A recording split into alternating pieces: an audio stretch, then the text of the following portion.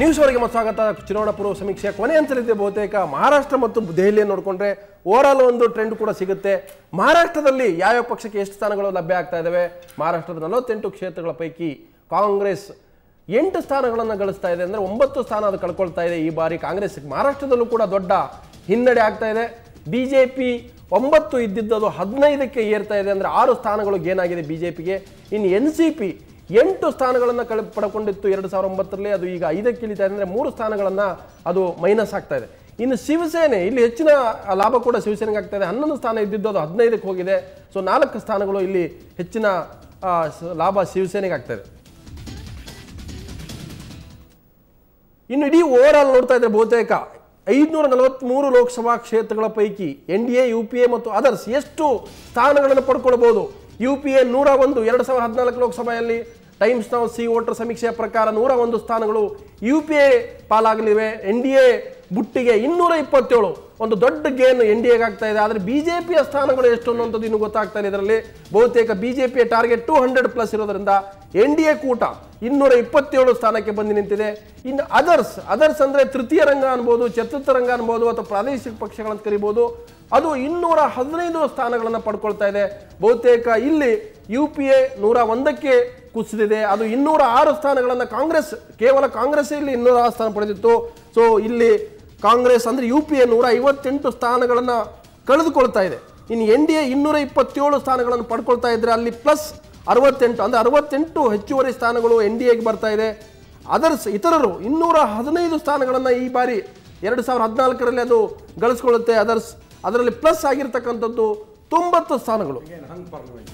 So ಬಹುತೇಕ ನೋಡ್ತಾ ಇದ್ರೆ ಅತಂತ್ರ ಲೋಕಸಭೆ ಆಗಬಹುದಾ ಅಂತ. ಸೊ ಇಲ್ಲಿ ಲೆಕ್ಕಾಚಾರ, ಚೌಕಾಶಿ, ಆಗ ನಾವು ಚರ್ಚೆಯನ್ನು ಮಾಡ್ತಾ ಇದ್ವಿ, ಜಯಲಲಿತಾ ಮತ್ತು ಎಡಪಕ್ಷಗಳ ಒಂದು ಮೈತ್ರಿಯ ಮಾತುಕತೆ, ಚೌಕಾಶಿ ರಾಜಕಾರಣಕ್ಕೆ ಒಂದು ಮುನ್ನುಡಿ ಅನ್ನುವಂಥದ್ದು. ಸೊ ನಾನು ರಮೇಶ್ ಬಾಬು ನಿಮ್ಮನ್ನು ಕೇಳ್ತೀನಿ, ಬಹುತೇಕ ನೀವು ಎಲ್ಲ ರಾಜ್ಯಗಳನ್ನು ಬಿಟ್ಟರು ಕೂಡ ಈಗ ಅದರ್ಸ್ ಲೆಕ್ಕ ತಗೊಂಡ್ರೆ ನಿಮ್ಗೆ ಹೆಚ್ಚಿಗೆ ಏನಾಗ್ತದೆ? NDA ಆಗ್ತಾ ಇದೆ. ಆದ್ರೆ ಈ ಫಿಗರ್ಸ್ ನೋಡಿದ್ರೆ ಹೆಚ್ಚಿಗೆ ಖುಷಿ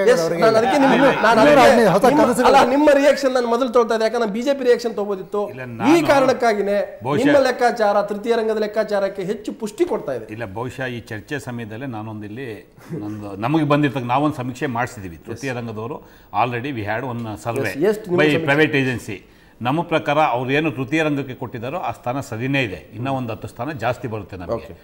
NDAಗೆ ಆ ಸ್ಥಾನ ಇಲ್ಲ. ಅವರು 190ರಿಂದ 200 ಒಳಗಡೆ ಬಂದು ನಿಂತ್ಕೋತಾರೆ. NDA, not BJP. NDA including ಅವರ ಕಾಂಗ್ರೆಸ್ ಅಲ್ಲಿ ಇನ್ನೊಂದು 20-25 ಸ್ಥಾನ ಜಾಸ್ತಿ. ರಮೇಶ್ ಬಾಬು ಅವರೇ, ಈ 215 ನಾವು ತೃತೀಯ ರಂಗ ಅಂತ ಅನ್ಕೊಳ್ಳೋದು ತಪ್ಪಾಗಲ್ಲ.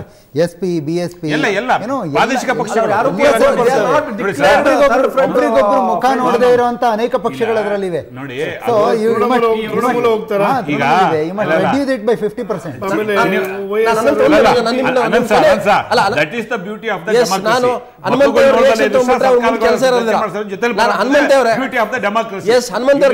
ಪ್ರಶ್ನೆ ಬಿಜೆಪಿಗೆ ಅಷ್ಟು NDAಗೆ ಆ ಸ್ಥಾನ ಖಂಡಿತ ಆ ಸ್ಥಾನ ಈಗ NDA ಅಂತಿರೋದು ಈಗಾಗಲೇ ಸಿದ್ಧವಾಗಿರುವಂತ ಅಲಯನ್ಸ್. UPA ಅನ್ನೋದು ಈಗಾಗಲೇ ಸಿದ್ಧವಾಗಿರುವಂತ ಅಲಯನ್ಸ್. ಅದರ್ಸ್ ಅಲ್ಲಿ ಉಳಿದವರು ಎಲ್ಲರೂ ಇರ್ತಾರೆ. ತೃಣಮೂಲ್ ಕಾಂಗ್ರೆಸ್ ಇರುತ್ತೆ, ಲೆಫ್ಟ್ ಪಾರ್ಟಿ ಇದೆ, ಜಯಲಲಿತಾ ಇದ್ದಾಳೆ, ಕರುಣಾನಿಧಿ ಪಾರ್ಟಿ ಇದೆ, SP ಇದೆ, BSP ಇದೆ, ಆಲ್ ಆಫ್ ದೆಮ್, BJD ಇದೆ,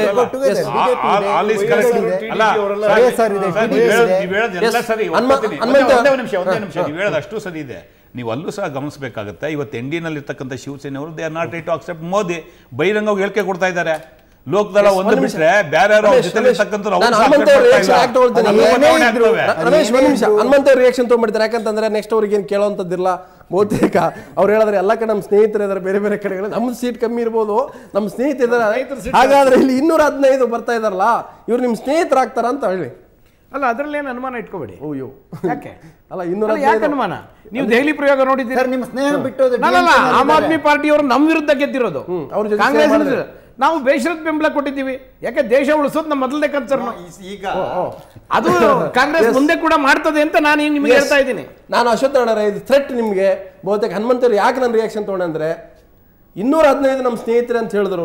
ಸ್ನೇಹಿತರು ಅಂತಂದ್ರೆ 215 ಪ್ಲಸ್ 101 ಅಂದ್ರೆ ಎಷ್ಟಾಗುತ್ತೆ ನಿಮ್ಗೆ? 316 ಆಗುತ್ತೆ. ಸೊ ನಿಮ್ದು 227 NDA. ಸರ್ ಇದು JS ಪಟೇಲ್ ಕತೆ ನೆನಪು ಬರ್ತದೆ, ಹೇಳಿಕ್ ಹೋಗಲ್ಲ. ನಂದೊಂದು ಬಾಕಿ ರಾಜನ್ 99 100 ಅಂತ ಹೇಳ್ತೀವಿ. ಹಂಗೆ ಇಲ್ಲಿ 215 ಸೀಟ್ ಇದೆಯಲ್ಲ ಸರ್, ಹೆಚ್ಚು ಕಮ್ಮಿ ಒಂದು 100 ಸೀಟು 100-115 ಸೀಟು ಇದು ಥರ್ಡ್ ಫ್ರಂಟ್ ಲೆಕ್ಕಕ್ಕೆ ಬರೋದೇ ಇಲ್ಲ. ಅವರು ತೃಣಮೂಲ ಕಾಂಗ್ರೆಸ್ ಆಗ್ಬೋದು, ತೃಣಮೂಲ ಕಾಂಗ್ರೆಸ್ ಆಗ್ಬೋದು, ಅಥವಾ ಇಲ್ಲಿ ಒಂದು 4-5 ಪಾರ್ಟಿ ಇದೆ, AIDMK, Trinamool, YSR, BSP, SP, Biju Janata ದಳ, ಅವ್ರು ಯಾರು ಸಹ ಥರ್ಡ್ ಫ್ರಂಟ್ ಬರೋದಿಲ್ಲ ಸರ್. ಇವರು ಥರ್ಡ್ ಇನ್ಕ್ಲೂಡಿಂಗ್ AAP 3 ಸೀಟ್ ಕೊಟ್ಟಿದ್ದಾರೆ, ಅವ್ರು ಯಾರು ಸಹ ಥರ್ಡ್ ಫ್ರಂಟ್ ಜೊತೆ ಬರೋದಿಲ್ಲ.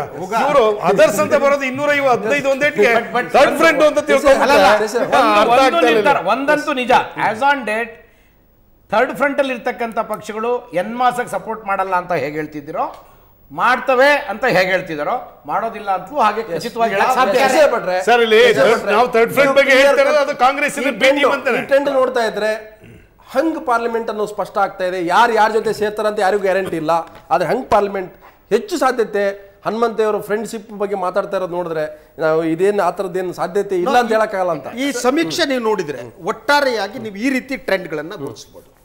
ಒಂದು ಏನು ಕಾಂಗ್ರೆಸ್ ನೇತೃತ್ವದ ಏನು ಗುಂಪಿದೆ UPA ಅವರು ಅಧಿಕಾರಕ್ಕೆ ಬರುವ ಯಾವುದೇ ಸಾಧ್ಯತೆ ಒಪ್ಪಿಕೊಂಡಿದ್ದಾರೆ. One thing they can play spoil sport. They are not supposed to. They are the key players. ಅದರಲ್ಲಿ ಅನುಮಾನ ಇಟ್ಟುಕೊಳ್ಳಿ. King makers 3 points highlight. Second, ಭಾರತೀಯ ಜನತಾ ಪಕ್ಷ ಅಧಿಕಾರದ ಹತ್ರ ಹೋಗ್ತಾ ಇದೆ. ಆದ್ರೆ ಮೋದಿಯನ್ನೇ ಇಟ್ಕೊಂಡೇ ಪ್ರೈಮ್ ಮಿನಿಸ್ಟರ್ ಜಾಗವನ್ನ ಅವರು ಕಳಿಸಕತ್ತ ಅಥವಾ ಪ್ರಧಾನಿ ಅಭ್ಯರ್ಥಿಯನ್ನೇ ಬದಲಿಸುವಂತ ಸ್ಥಿತಿ ಅವರಿಗೆ ಬರುತ್ತಾ? Advani is still waiting for the race ಅಂತ. ಎರಡು ಮೂರನೇದು ತೃತೀಯ ರಂಗ ಇದೆ. ಈ ಎಮರ್ಜೆನ್ಸ್ ಆಫ್ ದಿಸ್ ಥರ್ಡ್ ಇದೇನಿದೆ ಅದೇ ಬಿಜೆಪಿಗೆ ಮೇಜರ್ ಹೊಡೆತವಾಗಿ ನನಗೆ ಕಾಣ್ತಾ ಇದೆ. ಇವರಲ್ಲಿ ಇವರು ಎಲ್ಲ ಪಕ್ಷಗಳಿವೆಯಲ್ಲ, ನೀವು ಎಲ್ಲರಿಗೂ ಜಯಲಲಿತಾ ಪ್ರೈಮ್ ಮಿನಿಸ್ಟರ್ ಆಗಬೇಕು, ಹಾಗೇನೆ ಮುಲಾಯಂ ಸಿಂಗ್ ಆಗಬೇಕು, ಇವರೆಲ್ಲ ಪ್ರಧಾನಿ ಆಗೋದಕ್ಕೆ ಈ ತೃತೀಯ ರಂಗದ ಮೂಲಕ ಟ್ರೈ ಮಾಡ್ತಾ ಹೋಗಬಹುದು ಅಂತ ಚೌಕಾಶಿ. ಒಂದಂತೂ ಇದೆ ಸರ್, ತೃತೀಯ ರಂಗದಲ್ಲಿ ಇರೋರು ಇದಾರಲ್ಲ, ಒಬ್ರಿಗೊಬ್ರು ಮುಖ ನೋಡದೇ ಇರಬಹುದು, ಆದ್ರೆ ಒಂದೇ ಪಾರ್ಟಿ ಸೆಂಟ್ರಲ್ ಗವರ್ಮೆಂಟ್ ಅಲ್ಲಿ ಸಪೋರ್ಟ್ ಮಾಡಬಾರದಿಲ್ಲ. ಒಂದೇ ಪ್ರಯೋಗ ಕರ್ನಾಟಕ ಲೀಗ್ ಮಾಡಿದ್ದಾರೆ. SP ಮತ್ತು BSP UPA ಗೆ ಸಪೋರ್ಟ್ ಮಾಡಿ ಅದು ಯಾವುದೋ ಏನೋ CBI ಅನ್ನೋ ಒಂದು ಶಸ್ತ್ರ ಇಟ್ಕೊಂಡು ಅಲ್ಲ, CBI ಯಾರು ಒಂದೇ ಸಾಲಿದೆ. ಏನಂದ್ರೆ ಕಾಂಗ್ರೆಸ್ ಪಕ್ಷ ಚರಣ್ ಸಿಂಗ್ಗೆ ಏನ್ ಮಾಡಿದ್ರು, ದೇವೇಗೌಡರಿಗೆ ಏನ್ ಮಾಡಿದ್ರು, ಅದ್ರ ಮಾಡೋದಕ್ಕೆ ಮತ್ತೆ ಸಿದ್ಧವಾಗಬಹುದು. ನಾನು ಅನಂತ ಕೊನೆಯದಾಗಿ ನಿಮ್ ಕಮೆಂಟ್ ತಗೊಳ್ತೇನೆ. ಯಾಕಂತಂದ್ರೆ 227 ಅನ್ನುವಂಥದ್ದು ಇದೆಯಲ್ಲ, ಯಾವತ್ತೂ ಕೂಡ ಸರ್ಕಾರ ಮಾಡ್ಲಿಕ್ಕೆ ಬೇಕಾದಂತ ಸ್ನೇಹಿತರನ್ನ ತನ್ನ ಜೊತೆಗೆ ತೆಗೆದುಕೊಂಡು ಹೋಗ್ಲಿಕ್ಕೆ ಬಹಳ ಆರಾಮಾಗಿರುತ್ತೆ. 227 ಜೊತೆಗೆ ಹೋಗ್ತಾರೆ ಹೊರತಾಗಿ 200 ಜನರ ಜೊತೆ ಅಬ್ಸಲ್ಯೂಟ್ಲಿ ಐ ಅಗ್ರಿ ವಿತ್ ಇದು. ಈ ವಿಷಯದಲ್ಲಿ I think I differ slightly from Shashidhar Bhat. 227 seat ತಗೊಂಡು ಗೆಲುವಿನ ಏನೋ ಅಧಿಕಾರದ ಹತ್ತಿರಕ್ಕೆ ಹೋದ ಪಕ್ಷಕ್ಕೆ ಅಟ್ರಾಕ್ಷನ್ ಜಾಸ್ತಿ ಇರುತ್ತೆ, ತುಂಬ ಪಕ್ಷಗಳು ಬರಬಹುದು ಜೊತೆಗೆ.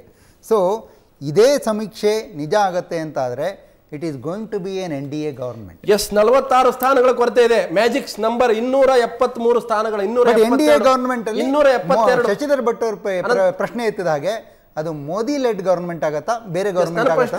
272 ಸ್ಥಾನಗಳನ್ನು ಪಡ್ಕೊಳ್ಬೇಕಾದ್ರೆ ಲೋಕಸಭೆಯಲ್ಲಿ 227 ಇದೆ. ಇನ್ನು 45 ಸ್ಥಾನಗಳು ಭಾರತೀಯ ಜನತಾ ಪಕ್ಷ ನೇತೃತ್ವ NDA ಬೇಕು.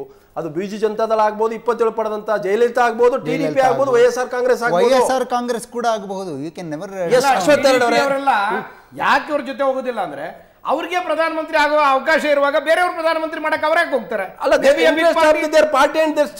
ಈಗ ಜಯಲಲಿತಾ ಅವರಿಗೆ ಥರ್ಡ್ ಫ್ರಂಟ್ ಅಲ್ಲಿ ಇದ್ರೆ ಅವರೇ ಪ್ರಧಾನಮಂತ್ರಿ. 227 ಪಡ್ಕೊಳ್ಳುವಂತ NDಗೆ 45 ಜನರನ್ನ ಕೂಡಿ ಹಾಕುವಂತದ್ದು ಏನ್ ಕಷ್ಟದ ಕೆಲಸನಾ ಸರ್? ಇದ್ರಲ್ಲಿ ನೀವು ಅದರ್ಸ್ ಅಂತ ಇದೆಯಲ್ಲ ಸರ್, ಸುಮಾರು 100 ಸೀಟು ಅವ್ರನ್ನ ಬ್ಯಾಲೆನ್ಸಿಂಗ್ ಯಾವ ಪಾರ್ಟಿ ಜೊತೆನೂ UPA or NDA or third front ಎಲ್ಲೂ ಸಹ ಗುರುತಿಸ್ಕೊಂಡಿಲ್ಲ. ನೀವು ಮಮತಾ ಬ್ಯಾನರ್ಜಿ ಏನಂತ ಹೇಳ್ತೀರಾ ಸರ್? ನೀವು ಯಾವ ರೀತಿ ಡಿಸೈಡ್ ಮಾಡ್ತೀರಾ? ಮಮತಾ ಬ್ಯಾನರ್ಜಿ ಏನು ಅಂತ ನಿಮಗೂ ನಿಮ್ ಜೊತೆ ಸೇರಿನಲ್ಲೂ ಡಿಸೈಡ್ ಮಾಡಕ್ಕಾಗಲ್ಲ. ಸರ್ ಈ ತರ ಇರ್ಬೇಕಾದ್ರೆ ಇದು ಈಗ ಆಲ್ರೆಡಿ ಥರ್ಡ್ ಫ್ರಂಟ್ ಅನ್ನೋದು ಕಾಂಗ್ರೆಸ್ಸಿನ B ಟೀಮ್ ಅನ್ನೋದು ಜಗತ್ ಜಾಹೀರಾತಾಗಿದೆ. ಅದು ಎಷ್ಟು ಮಟ್ಟಿಗೆ ಥರ್ಡ್ ಫ್ರಂಟ್ ಅಂಡ್ NDA ಅಂತ ಆಗುತ್ತೆ. ಕಾಂಗ್ರೆಸ್ಗೆ ವಾಶ್ ಔಟ್ ಆಗಿದೆ, ಅವ್ರು ಕ್ಲೈಮ್ ಮಾಡಕ್ ಹೋಗಲ್ಲ, ಏನಿದ್ರು ಬ್ಲೇಮ್ ಮಾಡ್ಬೋದು ಅಷ್ಟೇ. ಈಗ ಅಲ್ಲ, ಅವರು ಈ ನಂಬರ್ ಗೇಮ್ ವಿಷಯ ಬಂದಾಗ ಪ್ಲೇ ಮಾಡಬಹುದು. ಎಸ್, ಖಂಡಿತ ಅವ್ರನ್ನ ನಂಬುವಂತ ಸ್ಥಿತಿನಲ್ಲಿ ಯಾರು ಸಹ ಇಲ್ಲ. ಎಸ್, ಅನಂತ್ ಶನಿವಾರ ಮತ್ತು ಅಶ್ವತ್ಥನಾರಾಯಣ, ಡಾಕ್ಟರ್ ಹನುಮಂತಯ್ಯ, ರಮೇಶ್ ಬಾಬು ಆಗಿ ಶಶಿ ಭಟ್ ಇಷ್ಟೊತ್ತು ಚರ್ಚೆಯಲ್ಲಿ ಭಾಗಿದ್ದ ಬಹುತೇಕ ಇದು 3-4 ಸಮೀಕ್ಷೆಗಳು ಬರ್ತಾವೆ. ಸಿ ವೋಟರ್ಸ್ ಇರ್ಬೋದು, C4 ಇರ್ಬೋದು, ಇಂಡಿಯಾ ಆರ್ಗ್ ಇರ್ಬೋದು, ಯಾವುದೇ ಸಮೀಕ್ಷೆಗಳು ಬಂದರೂ ಕೂಡ ಈ ಸಲದ ಲೋಕಸಭೆ ಕೂಡ ಅತಂತ್ರ ಆಗುತ್ತೆ ಅನ್ನೋದು, ಈಗಲೂ ಕೂಡ ಅತಂತ್ರ ಲೋಕಸಭೆ ಆಗ್ತಾ ಇದೆ. ಆದರೆ ಯಾರನ್ನ ಸೆಳೆದುಕೊಂಡು ಸರ್ಕಾರ ರಚನೆ ಮಾಡ್ತಾರೆ ಅನ್ನೋದು ದೊಡ್ಡ ಪ್ರಶ್ನೆ. ಬಹುತೇಕ 227 ಪಡ್ಕೊಳ್ಳುವಂಥ NDA ಮಾಡ್ಕೊಳ್ಳುತ್ತಾ, ಅಥವಾ ಕಾಂಗ್ರೆಸ್ ಬಾಹ್ಯ ಬೆಂಬಲ, ದೇವೇಗೌಡರು ಯಾವ ರೀತಿ ಬೆಂಬಲ ಕೊಟ್ಟಿತ್ತು ಆ ರೀತಿಯ ಒಂದು ರಾಜಕಾರಣ ಮಾಡುತ್ತಾ ಗೊತ್ತಿಲ್ಲ. ಮುಂದಿನ ಲೋಕಸಭಾ ಚುನಾವಣೆ ನಂತರ ಗೊತ್ತಾಗುತ್ತೆ. ಅತಂತ್ರ ಲೋಕಸಭೆ ಅಂತೂ ಈ ಸಮೀಕ್ಷೆಯಿಂದ, ಈ ಟ್ರೆಂಡಿಂದ ಗೊತ್ತಾಗ್ತಾ ಇದೆ. ಇದು ಇವತ್ತಿನ ನ್ಯೂಸ್ ಅವರ್. ನಾಳೆ ಮತ್ತೊಂದು ವಿಷಯವನ್ನು ಹೊತ್ಕೊಂಡು ಬರ್ತೇನೆ. ನೇರ ದಿಟ್ಟ ನಿರಂತರ ಸುದ್ದಿಗೆ ನೋಡ್ತಾ ಇರಿ ಸುವರ್ಣ.